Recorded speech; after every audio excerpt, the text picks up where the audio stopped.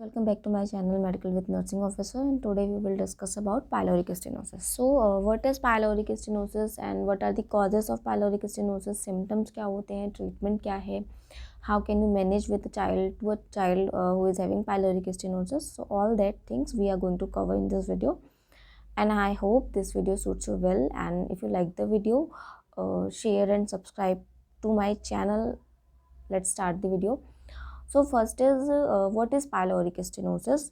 So pyloric stenosis is characterized by the thickening and narrowing of the pylorus, which is the muscular opening between the stomach and the small intestine. This narrowing prevents food from passing from stomach into the intestine. So basically, what is the pyloric stenosis?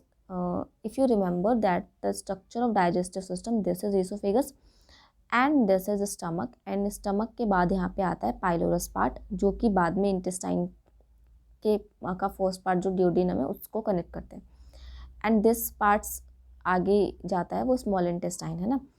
सो ये वाला जो part है pylorus जो part है, यहाँ पे क्या होता है, अगर हम इसको बाहर निकाल के ड्रॉ करें, दिस इज पाइलोरस पार्ट, तो यहाँ पे क्या होता है कि इसकी जो वॉल्स ये थिक हो जाती हैं, और जब वॉल्स थिक होंगी तो इसके बीच का जो एरिया है वो नैरो हो जाएगा.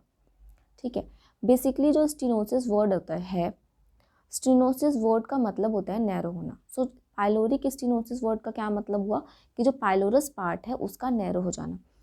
जब पाइलोरस नैरो हो जाएगा तो जो भी स्टमक के अंदर जो भी कंटेंट है, लाइक ये जो भी कंटेंट है ये इंटेस्टाइन से आगे नहीं जाएगा, पाइलोरस के आगे नहीं जा पाएगा. तो जब ये यहाँ पे स्टक आउट हो जाएगा और इंटेस्टाइन में कुछ नहीं जाएगा तो स्टमक के अंदर ये इकट्ठा होता रहेगा. एक टाइम के बाद ये स्टमक के अंदर पूरा इकट्ठा हो जाएगा और फिर क्या करेगा, ये वॉमिटिंग होगी बच्चे को, है ना. So that will cause projectile vomiting. So जो भी फीटस जो भी चाइल्ड है उसको क्या होगा, प्रोजेक्टाइल वॉमिटिंग होगी, and projectile vomiting is the very important symptom of the pyloric stenosis, right. So in this diagram you can see easily here the narrowed pylorus part. जो pylorus part है वो क्या हो गया, नैरो हो गया. तो स्टमक का जो भी कंटेंट है वो आगे नहीं जा करके बैक फ्लो करेगा. तो जब वो बैक फ्लो करेगा तो बच्चा क्या करेगा, वॉमिट करेगा, राइट.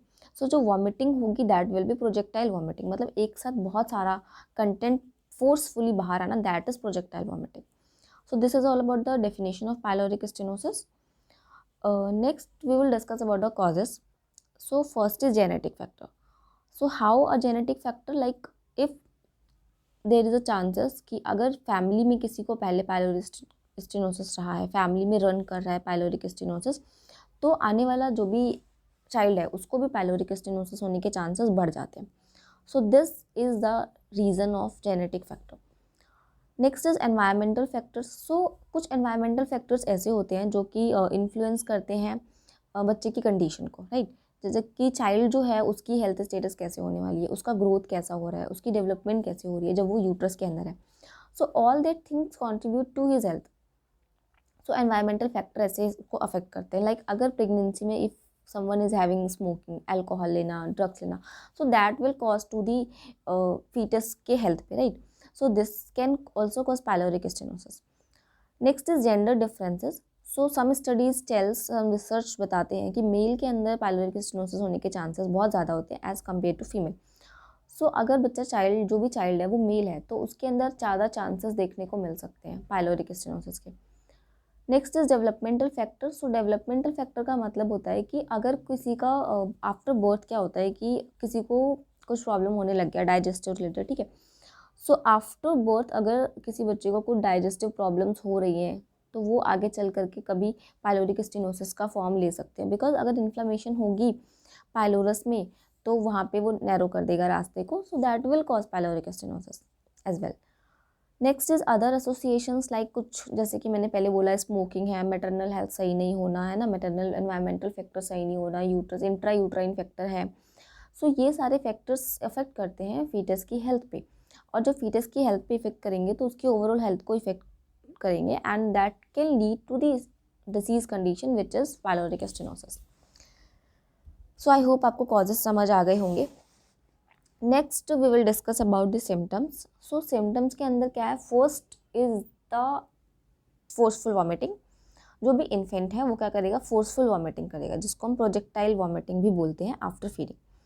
नेक्स्ट इज डिहाइड्रेशन होगा। सो परसिस्टेंट डिहाइड्रेशन उसके अंदर हमें दिखाई देगा, क्योंकि उसको वॉमिटिंग बार बार हो रही है, तो उसकी वजह से डिहाइड्रेशन के सिम्टम्स हमें फीटस में इन्फेंट में दिखाई देंगे। नेक्स्ट इज इन्फेंट जो इन्फेंट है वो क्या है, हंगर, मतलब उसको हर टाइम भूख लगेगी, क्योंकि वो खा कुछ नहीं रहा है और वॉमिटिंग बार बार कर रहे हैं ना, तो that will lead to the hunger. Next is fetus, जो भी इन्फेंट है उसका क्या होगा, वेट लॉस होगा। तो इन्फेंट का वेट लॉस बहुत ज़्यादा होगा बिकॉज न्यूट्रिएंट्स की कमी हो रही है उसके अंदर, right. Next, it infant can also have constipations in that situation. Next is visible olive shaped mass. So ये भी दिख सकता है कई सारे बच्चों के एब्डोमिनल को फिल्ड करके आप देखोगे तो ऑलिव शेप्ड मास एक फॉर्म हुआ दिखाई देगा।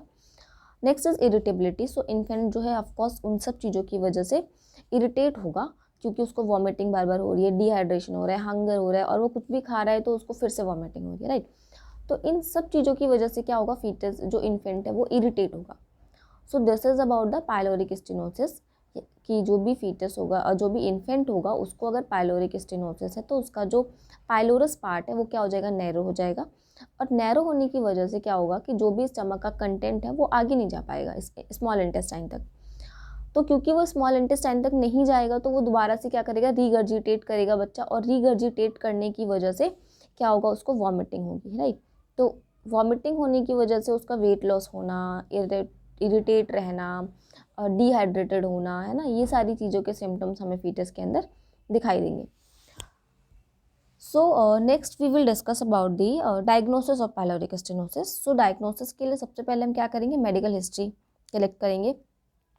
हिस्ट्री से हमारा क्या मतलब है, जैसे कि हमने कॉजेस में देखा था कि जेनेटिक फैक्टर्स से, कि अगर किसी को फैमिली में चलते हुए आ रहा है तो चांसेस है कि इस वाले बच्चे को भी हो सकते हैं, इसीलिए हम मेडिकल हिस्ट्री को कलेक्ट करेंगे।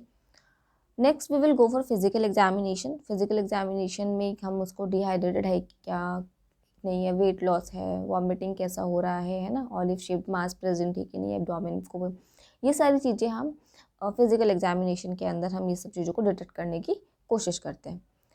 Next is imagining test which is confirmatory testing, जो हम कराते हैं, that is ultrasound. So ultrasound के अंदर अगर पायलोरस के अंदर थिकनिंग है तो वो आ जाएगी। एब्डोमिनल एक्सरे करा सकते हैं हम भी बच्चे का, एंड कुछ ब्लड टेस्ट करा सकते हैं जिसमें क्या पता चलेगा हमें इलेक्ट्रोलाइट इम्बैलेंस कितना हुआ है परसिस्टेंट वॉमिटिंग की वजह से, है ना। तो ये सारी चीज़ों को हम डायग्नोसिस के लिए यूज़ कर सकते हैं। Next is treatment. So initial stabilisation के लिए हम सबसे पहले क्या कर सकते हैं, हाइड्रेट करना पड़ेगा, क्योंकि फीटर बच्चा जो है बहुत ज़्यादा डिहाइड्रेटेड होगा, तो उसको हाइड्रेट करना बहुत ज़रूरी है। तो first is hydration, and hydration में हम क्या कर सकते हैं, आईवी फ्लूइड दे सकते हैं उसको, है ना। तो आईवी फ्लूइड के थ्रू हम उसको हाइड्रेट करेंगे। Next is electrolyte corrections. तो जो भी बॉडी से इलेक्ट्रोलाइट्स बाहर गए हैं थ्रू दी वॉमिटिंग बच्चे के, तो उन सबको रिप्लेस डाउन करने की हम कोशिश करते हैं through the IV fluids, that is electrolyte corrections. Next with that all the things जो हम कर रहे हैं, that is medical stabilisation, and कुछ हम ट्रीटमेंट दे सकते हैं, कुछ इन्फ्लेमेटरी है तो सिम्टोमेटिक ट्रीटमेंट्स हम उसको दे सकते हैं। बट विद दैट हमें क्या करना पड़ेगा, सर्जिकल ट्रीटमेंट की तरफ मूव आउट करना पड़ेगा। तो सर्जिकल ट्रीटमेंट में हम क्या करेंगे कि पायलोरिक स्टेनोसिस में पाइलोरोमायोटोमी करने की कोशिश करेंगे। तो पाइलोरोमायोटोमी में क्या करेंगे, जो भी मसल है, जो भी साइड की मसल्स वॉल है जो थिक हो गई हैं, उनको कट करके उस ऑब्स्ट्रक्शन को दूर करेंगे, सो दैट कि स्टमक से जो भी कंटेंट है जो अभी तक स्मॉल इंटेस्टाइन की तरफ नहीं जा रहा था वो स्मॉल इंटेस्टाइन की तरफ जाने लग जाए। सो ये हम करेंगे।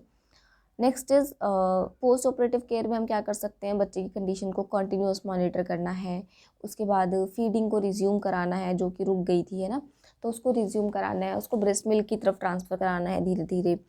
तो ये सारी चीज़ों को हम सर्जिकल ट्रीटमेंट के बाद पोस्ट ऑपरेटिव केयर के अंदर हम इसको देखेंगे।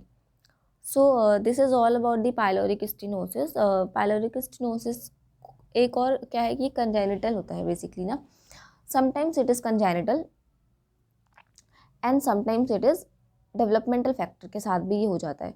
So it is congenital and developmental both, right. तो ये कंजेनिटल भी हो सकता है एंड डेवलपमेंटल भी हो सकता है, दोनों कंडीशंस में पायलोरिक स्टेनोसिस के केस देखे जा सकते हैं। And this is very important topic as a point of view of pediatric, and this is all about pyloric stenosis. I hope आपको लेक्चर समझ आया होगा। अगर समझ आया है तो वीडियो को लाइक शेयर एंड कमेंट करके मुझे बताओ। And yes, thank you for watching.